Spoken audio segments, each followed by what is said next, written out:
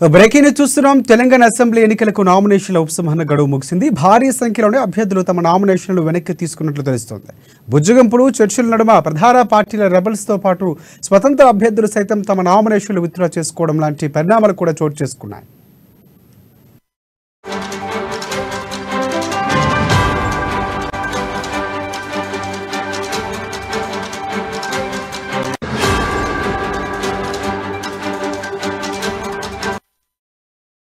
ఇక మొత్తంగా 119 నియోజకవర్గాల్లో 4798 మంది అభ్యర్థులు 5716 సెట్ల నామినేషన్లు దాఖలు చేశారు. అత్యధికంగా గజ్వేల్లో 114 నామినేషన్లు దాఖలయ్యాయి.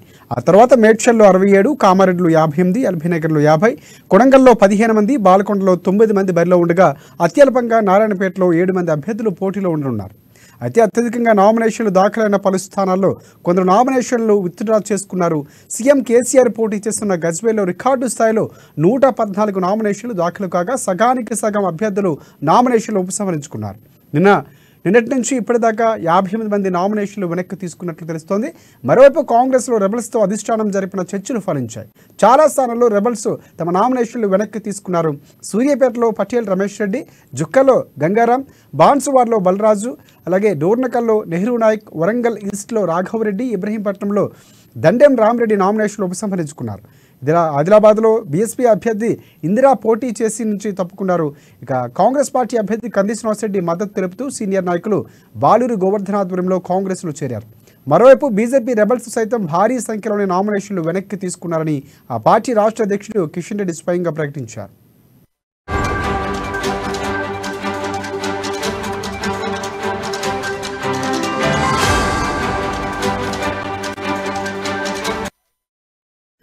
నామినేషన్ల పరిశీలన తరువాత 2898 మంది అభ్యర్థులు దాఖలు చేసిన నామినేషన్లు ఈసీ ఆమోదం పొందాయి. నిబంధనల మేరకు 606 నామినేషన్లు తిరస్కరించినట్లు అధికారులు ప్రకటించారు.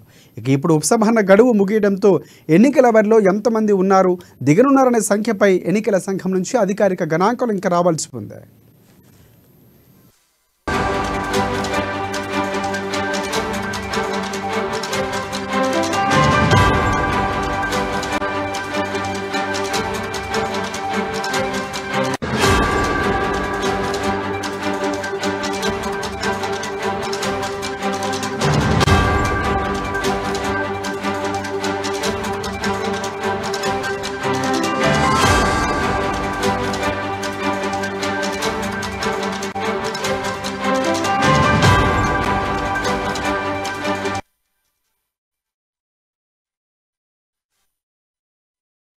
బ్రేకింగ్ న్యూస్ చూస్తున్నాం. తెలంగాణ అసెంబ్లీ ఎన్నికలకు నామినేషన్ల ఉపసంహరణ గడువు ముగిసింది. భారీ సంఖ్యలోని అభ్యర్థులు తమ నామినేషన్లు వెనక్కి తీసుకున్నట్లు తెలుస్తోంది. బుజ్జగింపులు చర్చల నడుమ ప్రధాన పార్టీల రెబల్స్తో పాటు స్వతంత్ర అభ్యర్థులు సైతం తమ నామినేషన్లు విత్డ్రా చేసుకోవడం లాంటి పరిణామాలు చోటు చేసుకున్నాయి.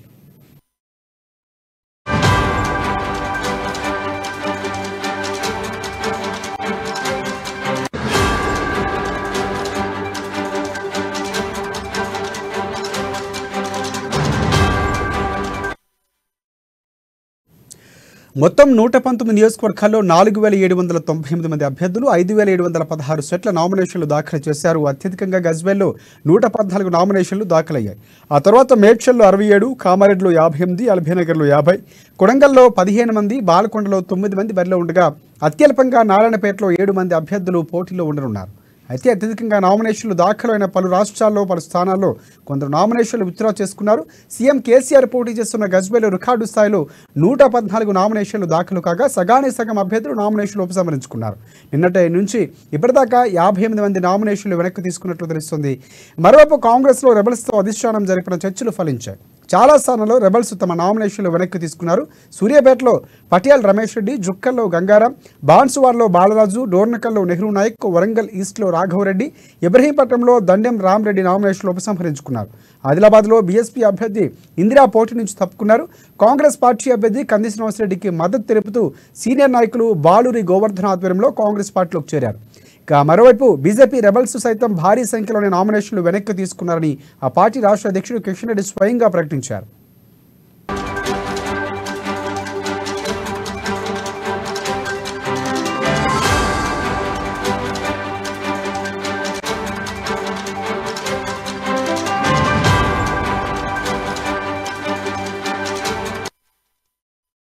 నామినేషన్ల పరిశీలన తరువాత 2898 మంది అభ్యర్థులు దాఖలు చేసిన నామినేషన్లు ఈసీ ఆమోదం పొందాయి.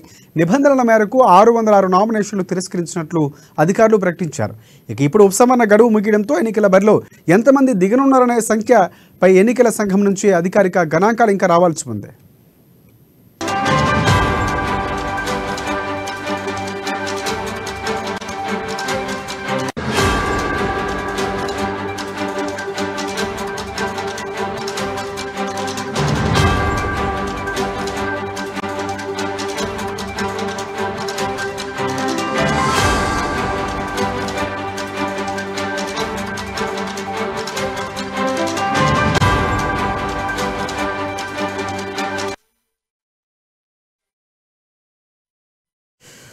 రైట్, తెలంగాణ అసెంబ్లీ ఎన్నికలకు నామినేషన్ల ఉపసంహరణ గడువు ముగిసింది. భారీ సంఖ్యలోని అభ్యర్థులు తమ నామినేషన్లు వెనక్కి తీసుకున్నట్లు తెలుస్తోంది. ఇక బుజ్జగింపులు చర్చల నడుమ ప్రధాన పార్టీల రెబల్స్తో పాటు స్వతంత్ర అభ్యర్థులు సైతం తమ నామినేషన్లు విత్డ్రా చేసుకోవడం లాంటి పరిణామాలు చోటు చేసుకున్నాయి. దీనిపై మరిన్ని అప్డేట్స్ అందించేందుకు మా ప్రతినిధి రాజు మనకి లైవ్లో సిద్ధంగా ఉన్నారు. రాజు, చెప్పండి.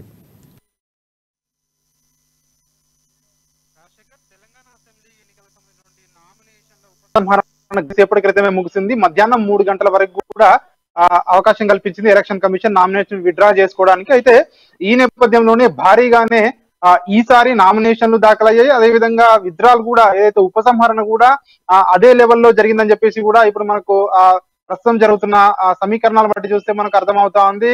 దాదాపు మొన్న మనం చూసుకున్నట్టయితే భారీ స్థాయిలో 4798 మంది అభ్యర్థులు 119 నియోజకవర్గాల్లో తమ నామినేషన్లు దాఖలు చేయడం జరిగింది. ఇందులో స్క్రూటినీలో 608 నామినేషన్లు స్క్రూటినీలో రిజెక్ట్ అయిపోయాయి. ఆ తర్వాత బరిలో ఉన్నవారు 2899 మంది బరిలో ఉండడం జరిగింది. అయితే అందులో నుంచి కూడా ఎలక్షన్ కమిషన్ ఈ రోజు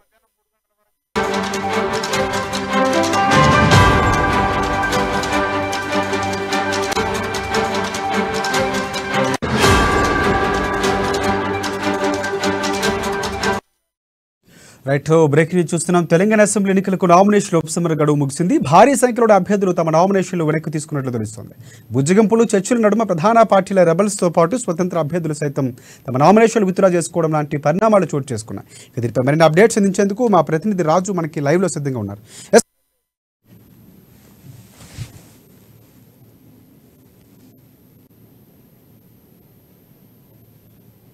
సంహరణ గడువు కొద్దిసేపటి క్రితమే ముగిసింది. ఈ నేపథ్యంలోనే ఇప్పటికే అంటే ఈసారి గతంలో ఎన్నడూ లేని విధంగా 4798 మంది నామినేషన్ దాఖలు చేయడం జరిగింది. రాష్ట్రంలో ఉన్నటువంటి 119 నియోజకవర్గాల్లో ఈసారి భారీగానే నామినేషన్లు అయితే దాఖలయ్యాయి. ముఖ్యంగా సీఎం కేసీఆర్ పోటీ చేస్తున్నటువంటి గజ్వేల్ కామారెడ్డిలో అత్యధికంగా నామినేషన్లు దాఖలయ్యాయి. అయితే స్క్రూటినీలో 608 నామినేషన్లు ఇప్పటికే అధికారులు రిజెక్ట్ చేయడం జరిగింది. అయితే రిజెక్ట్ చేసిన తర్వాత 2898 మంది బరిలో ఉన్నారు. అయితే ఈ రోజు నామినేషన్ల ఉపసంహరణ గడువు మధ్యాహ్నం 3 గంటల వరకు ముగియడంతో ఇప్పటి వరకే దాదాపు స్వతంత్ర అభ్యర్థులతో సహా ఇతర రెబల్స్ అభ్యర్థులు కూడా నామినేషన్లను విత్డ్రా చేసుకున్నారు. అయితే ఆ విత్డ్రా చేసుకున్న వారిలో ముఖ్యంగా కాంగ్రెస్ పార్టీకి చెందిన వారు దాదాపు ఎవరైతే రెబల్స్ గా బరిలోకి దిగడం జరిగిందో, టికెట్ ఆశించి ఆ పార్టీని రాకపోవడంతో వాళ్ళు రెబల్స్ గా నామినేషన్ వేయడం జరిగింది. అయితే ఇతర పార్టీలు ఏవైతే బీజేపీ పార్టీ కావచ్చు, అదేవిధంగా కాంగ్రెస్ పార్టీ కావచ్చు, వాళ్ళ యొక్క అభ్యర్థులతో మాట్లాడి ఎవరైతే రెబల్స్ గా నామినేషన్ వేయడం జరిగిందో వాళ్ళతోటి బుజ్జగింపుల పర్వం కొనసాగించింది.